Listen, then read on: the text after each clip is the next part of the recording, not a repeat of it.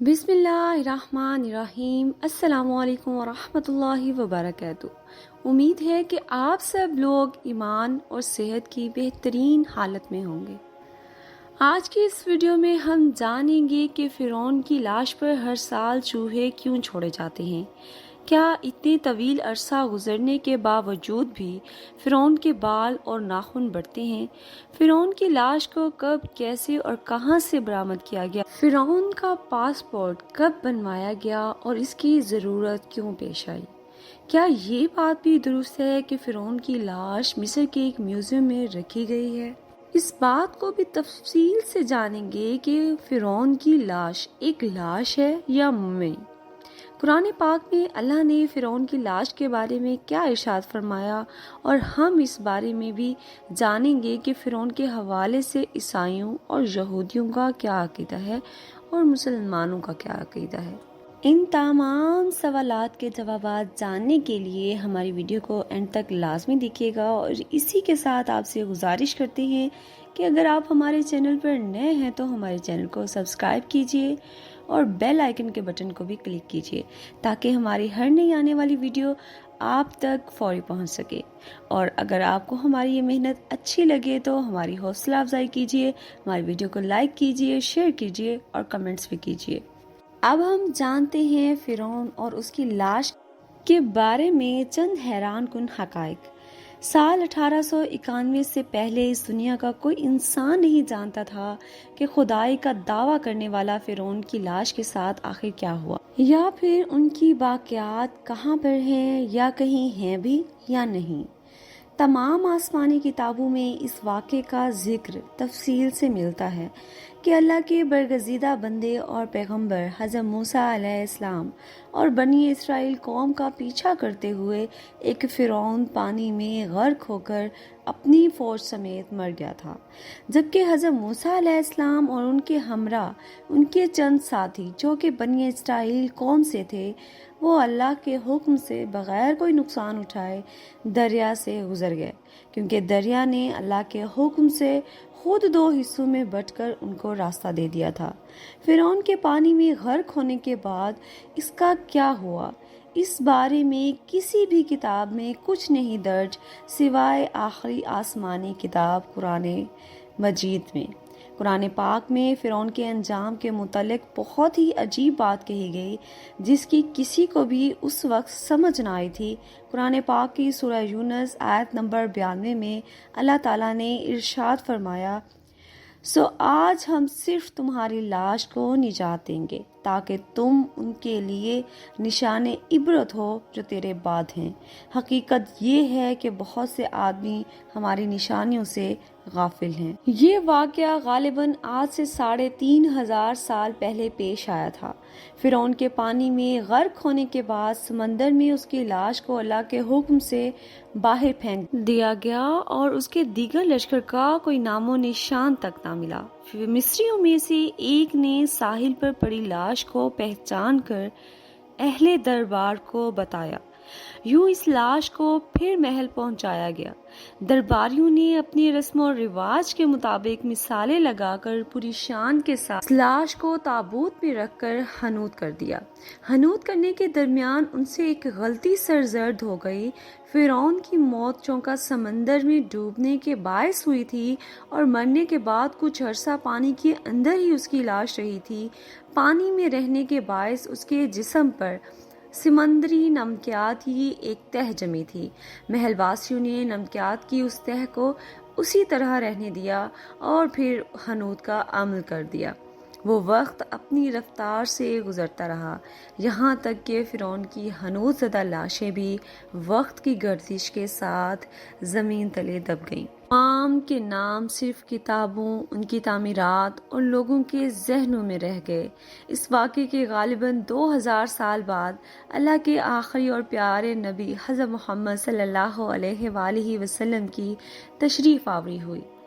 ان پر نازل کی گئی اللہ تبارک و تعالیٰ کی آخری کتاب قرآن مجید میں فرعونوں کے قصے کو بڑی ہی تفصیل کے ساتھ بیان کیا گیا۔ اسی کے سلسلے میں فرعون کا جسم محفوظ کرنے کی بابت آیت بھی نازل ہوئی تھی، جس کی سچائی پر تمام اہل ایمان کا پختہ یقین تو تھا، مگر وہ سمجھنے سے قاصر تھے کہ اس خدائی کا دعویٰ کرنے والی کی لاش کہاں پر محفوظ کی گئی اور کیسے اس کو عبرت کا نشان بنایا جائے گا۔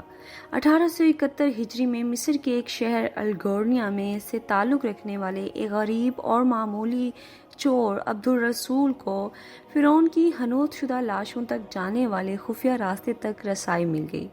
احمد رسول چوری کر کے نواردات کو بیچا کرتا تھا۔ ایک دن وہ دریائے نیل کے کنارے کے قریب تبیسا کے مقام پر اسی سلسلے میں پھر رہا تھا جب اسے ایک خفیہ راستے کا علم ہوا۔ وہاں پر وہ نواردات کی چوری کے لیے جگہ کھود رہا تھا کہ اسی دوران اس کو چند لوگوں نے پکڑ لیا اور مقامی پولیس کے حوالے بھی کر دیا۔ وہ جس جگہ کو کھود رہا تھا اس جگہ پر ملنے والے راستے کی جب مسلسل کھدائی کی گئی تو سال 1891 کو دوسری ممیوں کے ساتھ اسی غرق ہونے والے فرعون کی لاش بھی مل گئی۔ اس کے کفن کے اوپر سینے کے مقام پر اس کا نام درج تھا۔ ان ممیوں کو ماہرین قاہرہ لے گئے تاکہ ان کا تفصیل سے جائزہ اور مشاہدہ کیا جا سکے۔ یوں فرعون والی ممی کے جسم پر موجود نمکیات کی تہ سے یہ بات ثابت ہو گئی کہ یہ وہی فرعون ہے جس کو اللہ رب العزت نے سمندر کے پانی میں غرق کر کے بدترین موت سے ہمکنار کیا تھا۔ یہ ایک بہت بڑا واقعہ تھا۔ اس کی تصدیق کے لیے دنیا بھر کے ماہرین آثار قدیمہ اور سائنسدان مصر کی جانب اکٹھے ہونے لگے۔ مختلف طرح کے سائنسی ٹیسٹ کرنے کے بعد دنیا بھر کے سائنسدانوں نے اس بات کی تصدیق کر دی کہ باقی حنوط شدہ لاشوں کی نسبت صرف فرعون کی ممی ہی سمندری نمکیات کی تہ پر جمی ہوئی تھی۔ یوں اس ممی کو فرعون کی ممی قرار دے کر عجائب گھر میں منتقل کر دیا گیا۔ سن 1982 میں فرعون کی ممی خراب ہونے لگی تو اس وقت کی مصر کی حکومت نے فرانس کی حکومت سے درخواست کی کہ فرعون کی ممی کو خراب ہونے سے بچایا جائے اور جدید سائنسی ٹیکنالوجی کو استعمال کر کے اس کی موت کی وجہ بھی دریافت کی جائے۔ مصر کی اور فرانس کی حکومت نے مل کر فرعون کی ممی کو فرانس لے جانے کا بندوبست کیا اور یوں فرعون کی ممی اس لاش کا پاسپورٹ بنوایا گیا، کیونکہ اس وقت فرانس کے اندر داخلے کے لیے لاش کا پاسپورٹ تک بنوایا جاتا تھا، کیونکہ اس وقت فرانس کے اندر داخلے کے لیے لاش کا پاسپورٹ بنوانا لازم تھا۔ جب فرعون کی ممی کو فرانس پہنچایا گیا تو اس وقت کے فرانسی صدر نے بذات خود حکومت کے اعلیٰ عہدیداروں اور دیگر وزراء اور فوج کے افسران کے ساتھ ممی کا استقبال کیا۔ اس مردہ لاش کا استقبال کسی عظیم اور زندہ بادشاہ کی طرح کیا گیا۔ فوجی دستوں نے سلامی دی اور اس کے بعد اس ممی کو ماہر ڈاکٹرز کی ٹیم کے حوالے کر دیا گیا۔ اس ٹیم کی سربراہ مورس نے کی۔ مائکروسکوپک ٹیسٹ کی مدد سے ممی کے تمام اعضاء کا بہت ہی باریک بینی سے ٹیسٹ کیا گیا تو معلوم ہوا کہ اس کے جسم کے دیگر اعضاء میں سمندری اجزاء ابھی تک موجود ہیں اور اس کا گوشت ہر روز تازہ ہوتا ہے اور بڑھتا بھی ہے۔ موت کی اصل وجہ جو کہ پانی میں ڈوب کے ہوئی تھی اس کی تصدیق ہو گئی۔ ایک وقت کا عظیم بادشاہ ہو اور اس کی موت پانی میں ڈوب کے ہو جائے، یہ بات ڈاکٹر مورس کے لیے بہت حیران کن تھی۔ جب ڈاکٹر مورس نے مزید فرعون کی ممی کے بارے میں اسٹڈی کیا تو اسے معلوم ہوا کہ اس کی موت کے حالات مسلمانوں کے نبی حضرت محمد صلی اللہ علیہ وآلہ وسلم پر نازل ہونے والی کتاب قرآن پاک میں بڑی تفصیل سے درج کیے گئے ہیں۔ اس کو علم تھا کہ جہاں سے یہ لاش ملی ہے وہ ایک اسلامک ملک ہے اور اپنے تجسس کے ہاتھوں مجبور ہو کر وہ مصر جا پہنچا۔ اس نے مصر کے ایک سائنسدان سے بھی ملاقات کی تو اس سائنسدان نے ڈاکٹر مورس کو سورہ یوسف کی آیات کا ترجمہ لفظ پر لفظ سنایا۔ اس آیات سے فرعون کے بارے میں سب کچھ واضح طور پر بتایا گیا تھا کہ خدائی کا دعویٰ کرنا، سمندر میں اس کا غرق ہو جانا، لاش کو بذریعہ حنوط اس کو محفوظ کیا جانا اور پھر دوبارہ اس کی لاش کا ملنا اور لاش کو پھر محفوظ کیا جانا۔ یہ تو اللہ جل و جلال کی شان اور مرتبہ ہے کہ جو شخص خدا کے مقابلے میں آیا اس کی لاش کو قیامت تک کے لیے نشان عبرت بنا دیا۔ فرعون وہ واحد شخص ہے جس کی لاش پر گوشت تر و تازہ ہے۔ ایسا محسوس ہوتا ہے جیسے ابھی کسی نے اس کو سلایا ہو۔ اس کے بال اور ناخن بھی بڑھتے ہیں، بلکہ اس کی لاش پر گوشت بڑھتا ہے اور بڑھتا ہی رہتا ہے۔ ہر سال 15 مارچ کو اسی میوزیم میں موجود چوہے جو کہ رکھے گئے ہیں، ان چوہوں کو فرعون کی لاش پر چھوڑا جاتا ہے۔ وہ اس لاش کا بڑھا ہوا گوشت کھا جاتے ہیں۔ پھر فرعون کی لاش کی ڈریسنگ کی جاتی ہے، وہ واپس شیشے کے تابوت میں رکھ دیا جاتا ہے۔ کن بات یہ بھی ہے کہ فرعون کی لاش کے بال بالکل صحیح ہیں، آنکھیں اور دیگر اعضاء بھی صحیح سلامت ہیں۔ اس کو دیکھ کر یہ بالکل نہیں لگتا کہ یہ لاش 3500 سال پرانی ہے۔ اس بات کا ذکر کرتے ہیں کہ آخر فرعون کی لاش ہے یا ممی۔ فرعون کو دیکھ کر لگتا ہے کہ یہ ایک تازہ لاش ہے، جبکہ حقیقت میں ایک 2000 سال کا لمبا عرصہ بیت چکا ہے، اور اس کو دیکھ کر یہ بالکل نہیں لگتا کہ یہ لاش 3500 سال پرانی ایک ممی ہے۔ اور یہی فرق اس بات کو واضح کرتا ہے کہ یہ ایک ممی نہیں بلکہ ایک لاش ہے۔ ایک دفعہ حضرت موسیٰ علیہ السلام نے پوچھا کہ اے پروردگار دو عالم، آپ فرعون کو اتنی مہلت کیوں دیتے رہے؟ وہ تو کہتا تھا کہ میں خدا ہوں۔ تو اللہ رب العزت نے فرمایا یہ کمبخت اپنی رایا میں عدل کرتا تھا، اسی لیے میں اس کو مہلت دیتا رہا، مگر جب اس نے ظلم کیا تو پھر پکڑا گیا۔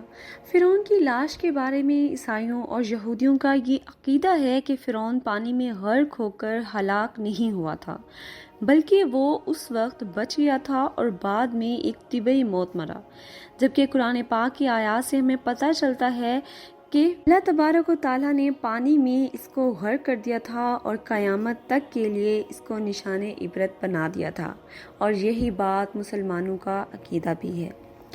فرعون کی ممی نہیں، لاش ہے۔ فرعون کی لاش کو ایسا محفوظ کر کے دنیا کے سامنے لا کر رکھ دیا گیا کہ اس کی لاش پوری دنیا کے سامنے ایک پچکی ہوئی قابل ترس حالت میں وہاں پر موجود ہے، تاکہ ہم سب بھی غور و فکر کر سکیں کہ عبادت کے لائق وہی ذات ہے جو ہم سب کی خالق، مالک اور رازق ہے۔ ڈاکٹر مورس نے بھی جب قرآن پاک کو سنا تو اس وقت پکار اٹھا، اللہ سچ ہے، قرآن پاک سچ ہے، اور اللہ کا آخری نبی حضرت محمد مصطفیٰ صلی اللہ علیہ وآلہ وسلم بھی سچ ہیں۔